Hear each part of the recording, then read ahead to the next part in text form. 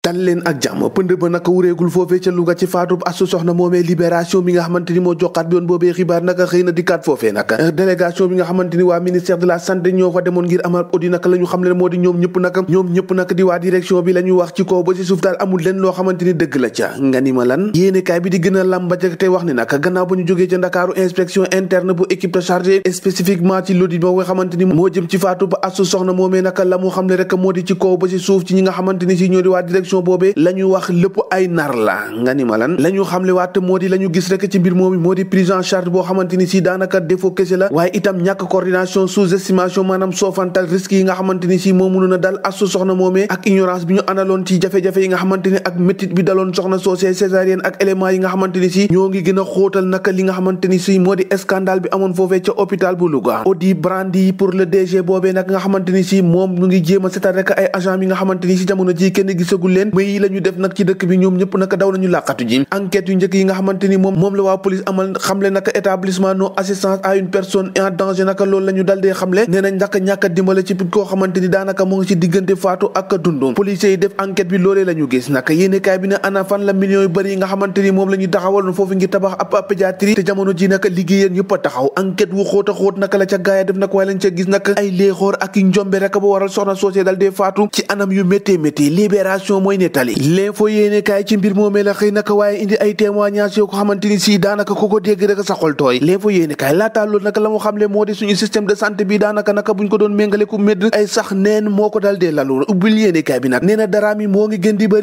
bëri naka ci hôpital yi waaye naka buñ ko naqarloo ñaari fan ñetti fan rek dara dootu ci topp waaye naka dañ ci def benn jéego boo xamante ni dinañ mën a dàkkal loolee faatu pa ñeenti bébé foofee ca hôpital Magatte Lô bu Linguère waaye ba saa si tembe naka dara mu jëwut ca benn prématuré ñàkk bakkanam ca clinique des Madeleines ña nga xamante ni ñoom la ñu joxoñu baaramu tuba si jamono ji ñoom ñëpp am nañ liberté provisoire di dox seen soxla ca boobu léegi yàgg na Malika Abdou Rajeb Kane nga xamante ni da doon jaabante ci diggante hôpital yeeg hôpital yi naka moom moomee naka dal dee jeexal deretam ji waaye naka fa la mujjee jaaree ñàkk bakkanam Pikine Aïssa Diallo mi nga xamante ni si dafa ñàkk bakkanam gannaaw bi nga xamante ni si prise en charge ba ñu waroon a def ci moom la ñu defutoon ba mu jaaree foofa ñàkk bakkanam témoignage yu daw yaram yoo xamante ni si Abbas Sow bu RTS ak Bijou Ngoni bu 2STV daj nañ ko amal naka nee na daal garab gi nëbbu jafe-jafe yi nekk ci àll bi loolu nag yéenekaay bi xëy na koo fësal waaye nag ci jamono ji ab pexe rek waroon na mun a am ngir rek ñu xool nees war a def rek bu jafe-jafe yooyu nag ñu mun fee tàggu moom mu doon fi léeboon ak lu pen ci réew mi direct news naka di feelu l'info yéenekaay ndax nee na drame ak scandale yi am ci santé bu Sénégal ay crime yoo xamante ni du mujj fenn dañuy def lu ne weng naka faat doomi aadama yi ñaari fan ñetti fan ñu jooy ko noppi après naka yëfi di gën a wéyaat ndax gis nañ fi ay cas yu bare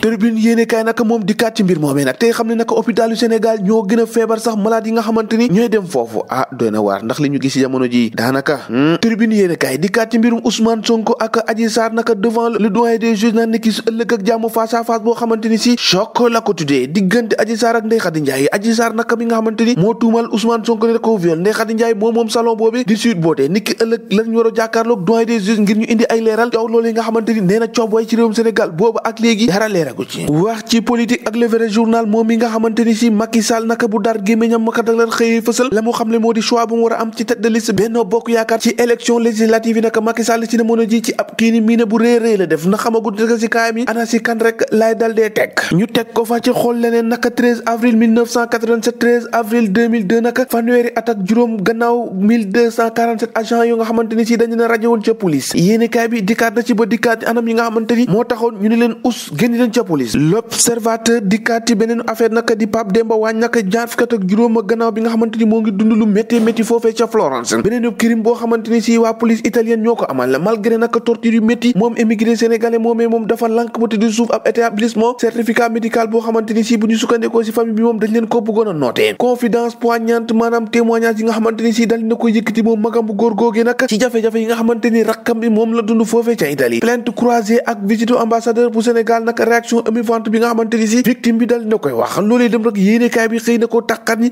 di l'observateur vox populi ci moom la dikkaat ndax moom nee na moom yéenekaay bi nee na naka la mu doon wax rek moo di wuyaa yooyu parce que moom mënatu doon nooyee ndax lañ ko doon def naka dafa métti lool ndax moom nee na tiitoon na lool ndax jàpp na ne moom nekkul woon ci yoon les échos yéenekaay naka gën a yokk ci xar mi xaraw naka scandale ba am ca clinique Souma assistance benn aide infirmier naka moo dal dee violé benn patientam waaye nag si jamono jooju nag lépp la dal dee filmé cay Sénégal fu ñu jëm te ñoo toxu ñoo ko déggandoo jàngeen jëf ba ëllëg